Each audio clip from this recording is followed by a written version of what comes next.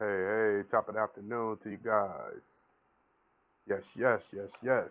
Um, I had a chance to uh, check out Black Wall Street yesterday, where our brothers and sisters, our ancestors, basically built up and had a lot of things going on down there. Uh, it was a very thriving place for Africans. You know, we had our own agenda, we had our own businesses, we had a lot of things that we needed at the time and still to this day to where we didn't have to go to the sodomites for any type of resources or anything. We had our own resources, and once they seen that we had our own resources, the thing that they did was took it away from us immediately. um, you know, I would say one thing: a lot of our ancestors, as you can see, they wasn't prepared for that. But now we're building, and that would never happen again. Um, Sometimes you have to build in silence. You see what I'm saying? Um, One thing that I just I noticed that anything that is a come up for our African community, no one um, of the other races are equal to that. They don't want that. They want to keep their foot on our neck. Um, they'll do anything possible to keep their foot on our necks. The Black Wall Street was was a perfect example. Like I said, in Toledo, where I'm from, we had a strip sort of like the Black Wall Street. The police came through and killed a young brother there. The Black Panthers retaliated and killed one of the police officers. That night, the sodomites from different neighborhoods came and burnt and tore everything down in the neighborhood that I stayed in. This was before I was born, but it's almost the same thing that happened to Black Wall Street. So as you see, I go back to saying this at any speech I give or anybody I talk to. Segregation should have been as it was. It shouldn't have never ever went any different. And what I mean by that is we should have stayed segregated. I felt if we would have stayed segregated, we probably would be further in life. Um, when we were segregated, a lot of things that took place um, was for our benefits. It benefited everything about us as Africans. We didn't have to rely on anybody. We had to learn how to survive, and we did that. We survived um through the worst, and through the survival came the come up. And so once they seen the uprise of us.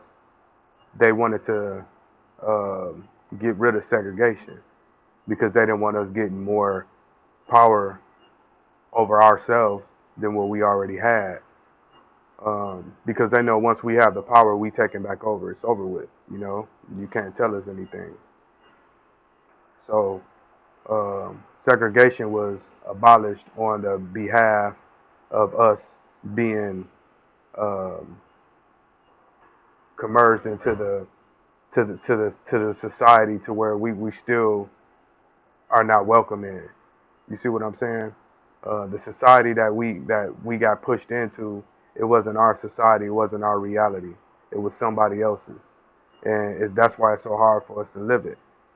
Um, our society consists of us as being true Africans and actually, living up to our means and to our expectations, not to anybody else's.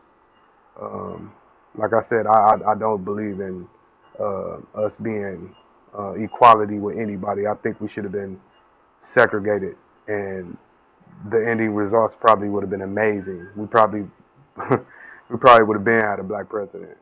You see what I'm saying? So now we're at this point to where um, we don't have any control over our own communities. We don't have any control over businesses. Um, you can name probably about um, 5 or 6 major corporations that are African owned, um, and it's always somebody behind the scene after that. That's not the color of us. We don't own anything. We don't have the rights to anything in the United States.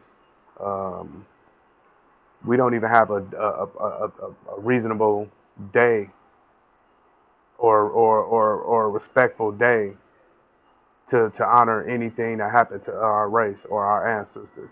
We don't have any of that. So that just lets you know how deep things go when it comes to us and how far below we're on the totem pole in the United States. Um, I look at those things and it all played a role yesterday when I went to the Black Wall Street, the site where everything happened. That I don't know if you guys are familiar with that, but that's a place that if you're in Oklahoma, you probably want to go and visit because the vibe and the spiritual realm there was crazy. It was mad energy, but it was so confusing because I couldn't pick up on uh, just one type of energy. It was negative and it was positive. Um, I fed off of the positive though, but it was a weird, crazy vibe, a weird, crazy feeling. So once I left there, a lot of things was on my mind, and I was gonna make a video last night, but I ended up making one today. I actually got a video up of the wall, the memorabilia that's painted on one of the walls back there, and everything, and it's beautiful, But it's also heartbreaking to see things that took place. Just how it's so different now, Just knowing that our brothers and sisters had this place popping for us, doctor's office, lawyer office, anything that we can think of. We didn't need to go to anybody else um, to survive. We had our own ways of surviving, and a lot of towns had that, but at the end of the day, they came through and they tore it up. They put their foot in it. You see what I'm saying? And I'm talking in code because I know it's people that's watching this that probably ain't gonna agree with me. Sodomites. You guys know what the sodomites are. But yeah, it was crazy. It was a crazy feeling yesterday. So I felt like I needed to make this video and talk about it. So I'm gonna start my day. Got a special friend. Today's a birthday, so we're gonna enjoy our day today and have a peaceful day. And I want you guys to do the same. Love you. Peace.